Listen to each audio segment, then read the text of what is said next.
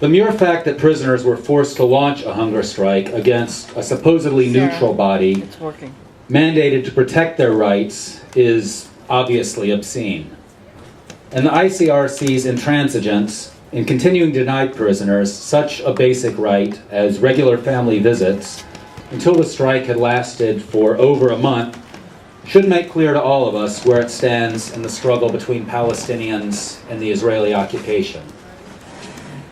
But the strike's most lasting impact may not have been in the concessions it won from the occupation and its accomplices, but rather its role as a focus for continued Palestinian resistance.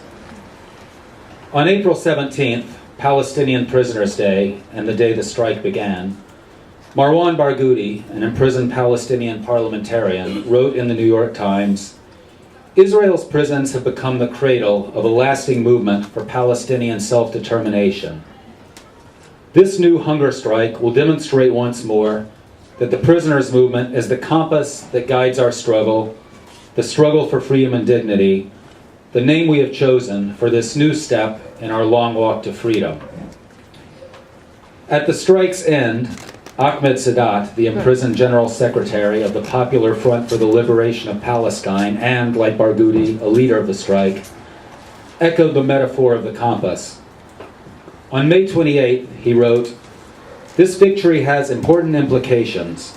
First, to reaffirm the fact that rights can only be taken and never begged for, and that the resistance was the main lever for all the achievements of the Palestinian people in the successive eras of the revolution. Second, that the different factions of the prisoners' movement and the atmosphere of division did not prevent the unity of all of the national and Islamic factions on the fields of confrontation, as long as the compass of struggle remained directed at the primary contradiction with the occupation. The third significant point is that the confrontation does not end with the strike. Instead, it must continue in order to strengthen the achievements of the strike, expand them, and build on them. This is critical to rebuild and unify the body of the Palestinian prisoners' movement and expand its role to exit the situation of fragmentation and division, and instead present a living model to our people to bring forward sincere efforts to advance the Palestinian cause from this current crisis and the framework of division. The challenge Sadat describes the strike as posing to the political division and social fragmentation of the Palestinian people and their national movement, cultivated by Israel and its supporters over decades, comes at a time when Israel and its allied forces seek to further strengthen these strategic advantages for the occupation. In 1969, the Strategy for the Liberation of Palestine, the foundational text of contemporary Palestinian leftism, analyzed the enemies facing the Palestinian people.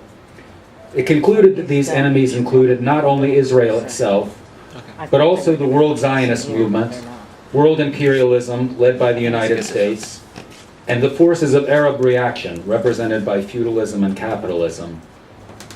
Today, these are the very forces we see working together to foment chaos and bloodshed across the Arab world, particularly in Iraq, Libya, Syria, and Yemen. Together, they funnel arms and other material support to the most reactionary and sectarian forces in the region, while both politically isolating and military bombarding any supporters of Palestinians and other liberation movements. Inside Palestine, they work hand in hand to crush any semblance of resistance by Palestinians, while reinforcing divisions among Palestinian factions and the limited self-rule projects in Ramallah and Gaza.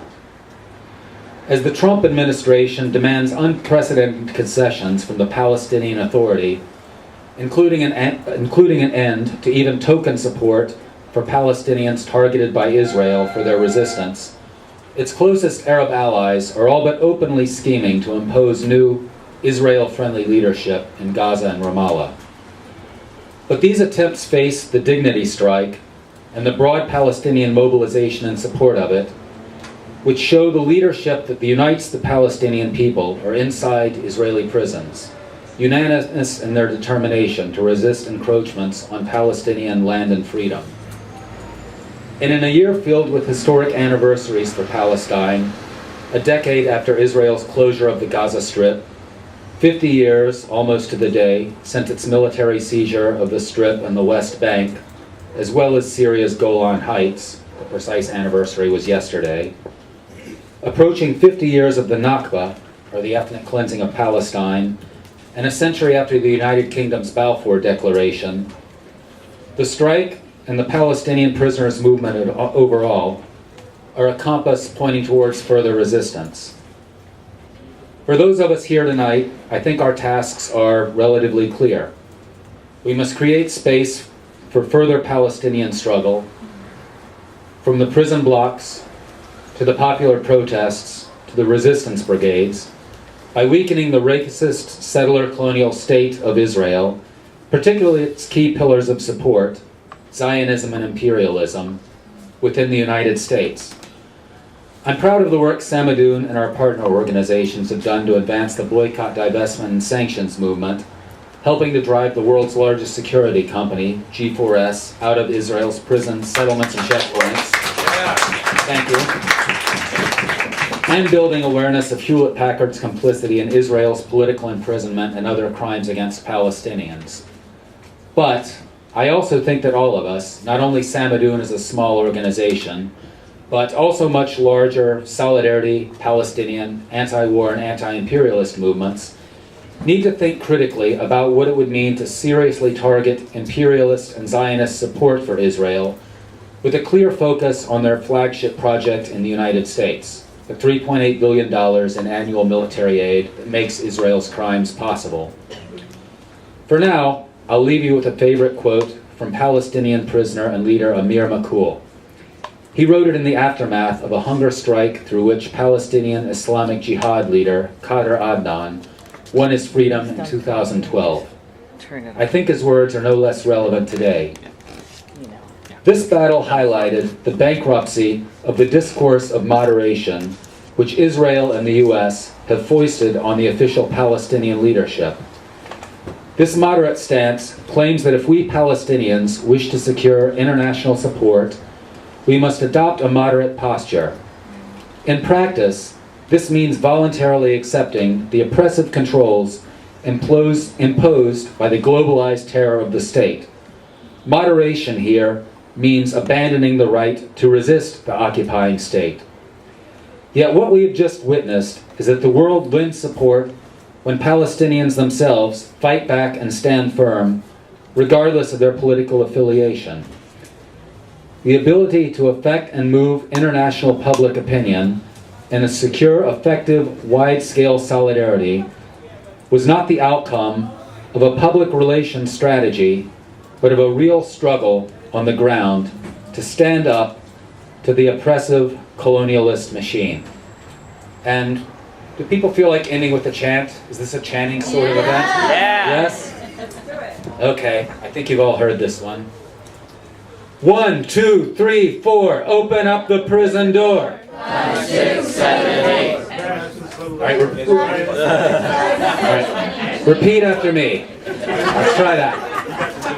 1, 2, 3, 4, open up the prison door. 1, 2, 3, 4, open up the prison door. 5, 6, 7, 8, smash the settler Zionist state. 5, 6, 7, 8, smash the settler Zionist state. It is right to rebel. It is right to rebel. Israel, go to hell. Israel, go to hell. All right, thank you.